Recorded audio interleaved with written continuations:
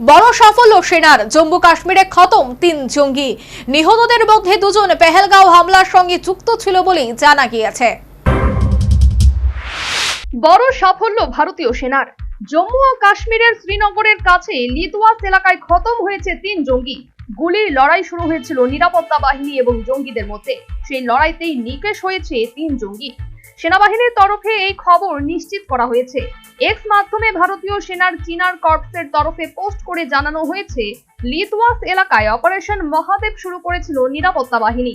এই অভিযানে খতম হয়েছে ৩ জঙ্গি। অভিযান এখনো শেষ হয়নি, চলছে। এই কথাও জানানো হয়েছে ভারতীয় সেনাবাহিনীর চিনার কর্পসের তরফে। সূত্রের খবর, সুলেমান ও ইয়াসির নামে ২ জঙ্গিকে খতম করা হয়েছে, যারা পেহেলগাম হামলার সঙ্গে যুক্ত ছিল বলে সন্দেহ করা হচ্ছে। সূত্রের খবর, আরেক নিহত জঙ্গির নাম হামজা। পেহেলগাম হামলার অন্যতম মাস্টার মাইন্ড মুসা খোঁজ চালাচ্ছে সেনা। উদ্ধার করা হয়েছে AK-47 আমেরিকার তৈরি কার্বাইন ১৭ রাইফেল গ্রেনেড।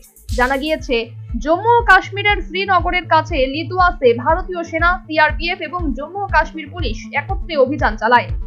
এই অভিযানের নাম দেওয়া হয়েছে অপারেশন মহাদেব। সূত্রের খবর, গোপন গোয়েন্দা সূত্রে জঙ্গিদের অবস্থানের খোঁজ পেয়ে অভিযান চালানো হয়েছিল নিরাপত্তা বাহিনীর তরফে।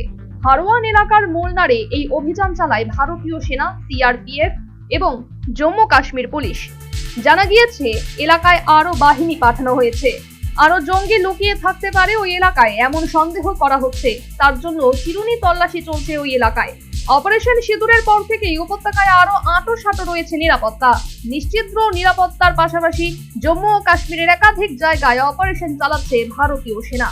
লুকিয়ে থাকা জঙ্গিদের নিকেশ করাই মূল লক্ষ্য।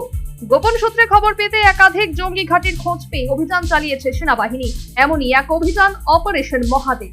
প্রায় ১৫ দিন ধরে প্রস্তুতি নেওয়া হয়েছিল এই অভিযানের। আজ সকালে যখন অভিযান শুরু হয়, তখন নিরাপত্তা বাহিনীর কাছে খবর ছিল ৩ থেকে ৪ জন জঙ্গি গোপন ঘাঁটিতে লুকিয়ে রয়েছে ঘন জঙ্গলের ভিতর। প্রথম ২ জঙ্গিকে খতম করা হয়েছিল, পরে তৃতীয় জঙ্গিকে নিকেশ করা হয়। আরো এক জঙ্গির এই এলাকায় লুকিয়ে থাকার সন্দেহ করা হচ্ছে।